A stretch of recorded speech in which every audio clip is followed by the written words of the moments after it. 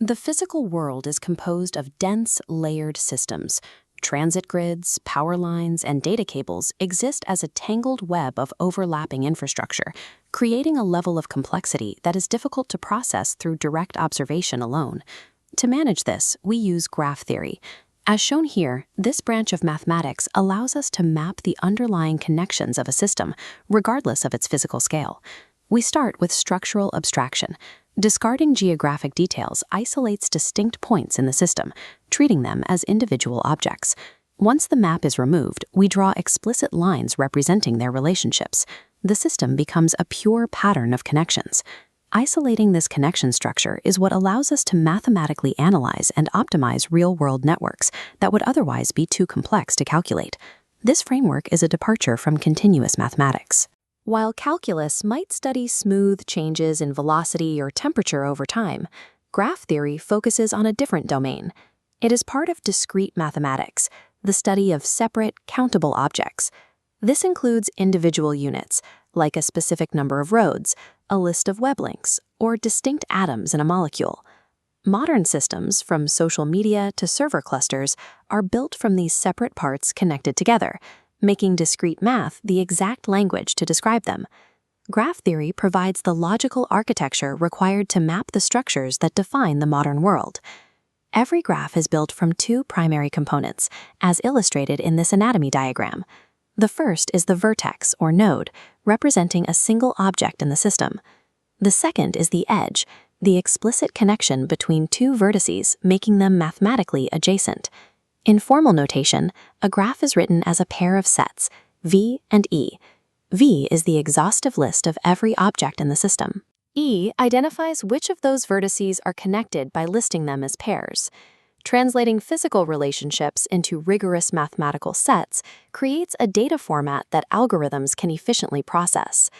Not all relationships are equal. To accurately model reality, we apply different rules to the edges. This typology matrix categorizes graphs by direction and weight. Undirected graphs represent two-way, mutual connections, modeling physical roads or chemical bonds. Directed graphs use edges as one-way vectors, where an arrow shows exactly which way the relationship flows. This is how we map things like web page links, follower lists, or cause and effect dependencies, where the connection does not necessarily go both ways. We can further refine the model by adding weights, numerical values attached to each edge. These weights can represent physical distance, the cost of a toll, the time it takes for data to travel, or even the relative strength of a friendship. These four quadrants provide the structural rules for any network, determining how energy or information moves through the system. With these rules in place, we track movement using specific sequences. A path is a sequence of connected vertices, letting us verify if we can get from one point to another. A cycle is a path starting and ending at the exact same vertex. These are critical to identify because they represent feedback loops or circular dependencies that can stall a system or trap an algorithm in an infinite loop. Controlling for these cycles allows us to create specific, highly efficient structures. A tree is a connected graph with exactly 0 cycles. This creates a specific mathematical constraint, where a tree with n vertices will always possess exactly n-1 edges. This allows engineers to instantly verify a system's constraints, ensuring, for example, that a software project's dependency graph is feasible before the first line of code is run. Because graph theory is about connection patterns, the visual layout of a diagram can be misleading. As shown here, physical location is irrelevant. If the sets of vertices and edges are the same, a tangled web is mathematically identical to a clean square. The only thing that changes the math is the degree of a vertex, the total number of edges touching it. Counting degrees leads to the handshake lemma. It states that adding up every vertex's degree yields exactly twice the number of edges. Why?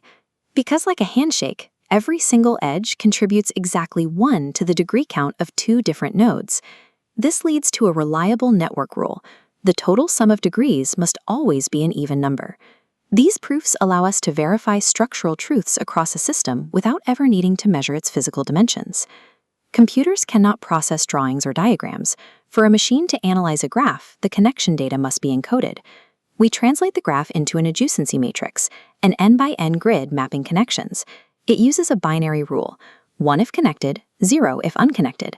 Undirected graphs result in a symmetrical matrix. If A connects to B, data mirrors across the diagonal. Global logistics networks and the entire hyperlinked internet are stored in memory using these massive matrices. By converting relationships into pure binary data, we make them accessible to optimization algorithms. Once a graph is formalized as a matrix, we can use algorithms to solve for efficiency. This shortest path problem finds the most efficient route through a weighted network. Visual directness can deceive. While route 1 seems direct, its weight is 5. The algorithm calculates every possible path to find the lowest numerical cost, despite physical detours. This demonstrates that in weighted graphs, the shortest path doesn't always mean the path with the fewest edges. This logic is exactly what powers navigation apps, internet data routing, and global supply chains. The strength of graph theory is its consistency across different fields of study. As this diagram shows, diverse real-world questions, from locating bottlenecks in a supply chain to identifying influential nodes in a social network, all translate into the same mathematical problems. Because a server network and a logistics grid can both be reduced to the same sets of vertices and edges, the same mathematical tools can be used to optimize them both. By focusing only on the pattern of connections, we can solve entirely different physical problems with a single set of rules.